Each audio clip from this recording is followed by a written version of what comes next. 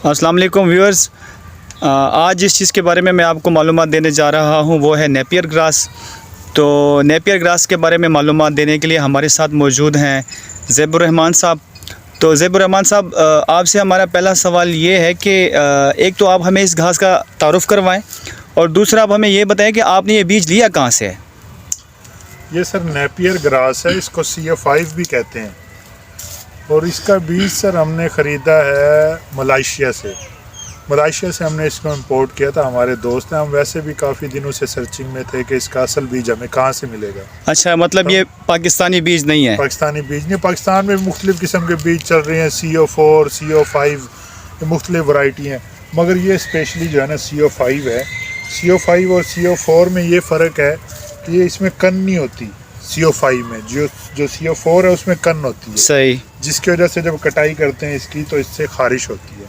अच्छा, तो स्पेशली जो है ना हमने मलेशिया से इंपोर्ट किया, वहाँ हमारे कुछ दोस्त हैं काम करते हैं, जी जी, तो उनसे हमने रिक्वेस्ट की थी कि हमें बीज भेज दें। सही, तो उन्होंने बीज भेजा है। अच्छा, दूसरी बात ये है कि आप मुझे ये बता सकते हैं कि इस नेपियर घास की ज़िंदगी कितनी है, कितने अरसे तक ये घास चल सकता है? सर ये इस वक्त जो है ना दुनिया में आए हुए इसको 3 साल हुए हैं इसकी बिजाई को। सही, ये स्टार्ट हुए इसको 3 साल हुए हैं, जो मुख्तलिफ इलाकों में हो रहा है, जैसे थाईलैंड, मलेशिया। वैसे इसका असल ओरिजिन भी मलेशिया है। सही, जब गोरे आए थे इस इलाके में, मतलब इंग्लिश लोग जो हैं, जी जी, अंग्रेज़ों ने ये जो है ना इसको देखा था कि कुछ हाथी जो है ना स्पेशली इस घास को खा रहे हैं।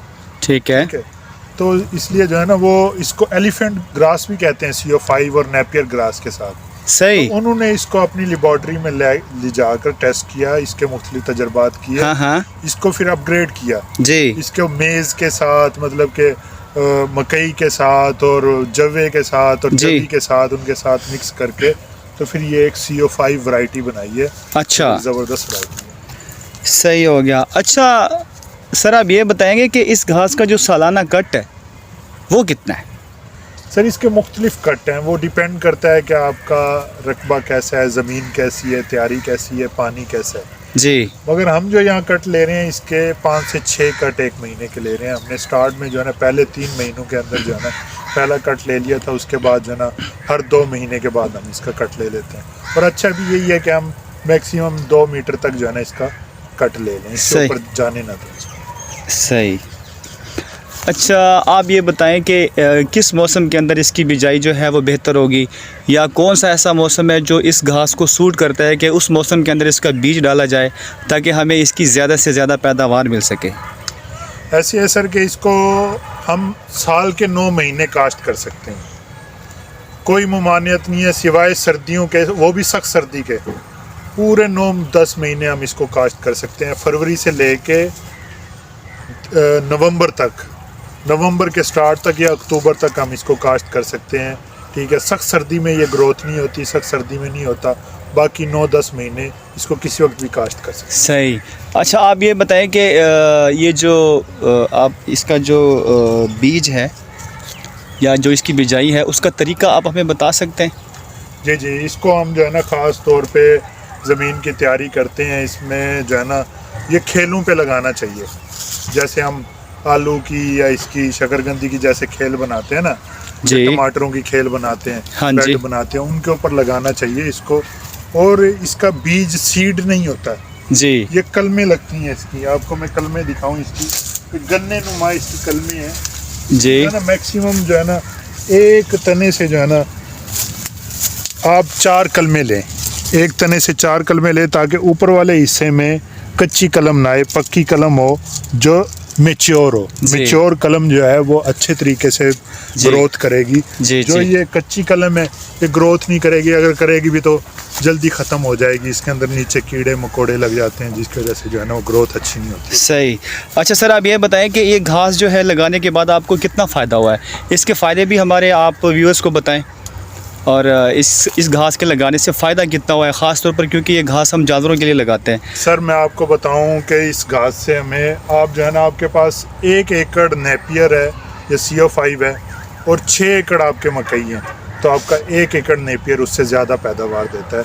ये तकरीबन 1500 से 2000 मन हम 1 एकड़ से घास ले रहे हैं जी, जिसकी वजह से हमें और सेम रिज़ल्ट है। अच्छा मकई और जवा जितना डाल रहे हैं उसके, ये नहीं है कि नेपियर अगर प्रोडक्शन ज्यादा दे रहा है तो रिजल्ट कम कर देगा, जी। तो रिजल्ट भी वही बेहतरीन है। आप एक दिन मकई डालें, एक दिन जवा डालें, जी एक दिन कोई और घास डालें और एक दिन आप नेपियर डाल के चेक कर लें जी। कि आपके दूध की क्वालिटी, दूध की मिकदार और गोश्त सब कुछ सेम होगा। अच्छा। बल्कि कुछ बेहतर ही होगा, कम नहीं होगा उससे। अच्छा माशाल्लाह। अच्छा आप ये बताएं कि ये जो अगर कोई दोस्त ये आपसे कलमे लेना चाहे और इसकी पैदावार आगे बढ़ाना चाहे अपनी ज़मीनों में अपने जानवरों के लिए, या मज़ीद इसको काश्त करके आगे बेच के कारोबार करना चाहे, तो क्या आप कलमे मुहैया कर सकते हैं? जी, लोग बिल्कुल। आके आपसे ख़रीद सकते हैं ये चीज़ें? बिल्कुल बिल्कुल, हम कलमे बिल्कुल देंगे। अगर किसी भाई को ज़रूरत है, अगर करना चाहता है जी। तो हम कलमे उनको देंगे इंशाल्लाह। अच्छा तो व्यूअर्स, ये आपने इतनी मालूमात और मैं हासिल की। आपको एक और बात बता जी दूं जी कि ये पता होना चाहिए कि आपका कितना लगेगा एकड़ में, कलमे कितनी लगेंगे। ठीक हो गया। एक एकड़ में ये तकरीबन 12,500 12,500 कलमे लगती हैं, जी और 12,500 कलमों का लगाने का खर्चा तकरीबन पर कलम जो है ना वो 3 रुपए से 4 रुपए खर्चा। अच्छा अच्छा, मैंने ये भी सुना है कि ये लगाने के बाद आप तूड़ी खरीदना भूल जाए, भूसा जिसे कहते हैं। भूसे की तो ज़रूरत ही नहीं है, भूसा डालना ही नहीं है। जी भूसा आपको 700-800 रुपए मन चल रहा है आजकल मार्केट। जी भूसा लेने की जरूरत क्या है, ये आपको 10 रुपए मन में जब नेपियर मिल रहा है जी। तो आप जरूरी 600-700 रुपए मन आपने भूसा लेना है। और भूसा अकेला आप डाल भी नहीं सकते, सही। भूसे के साथ आपने जरूर वंडा यूज करना है, खल यूज करनी है, जी। कोई और घास यूज कर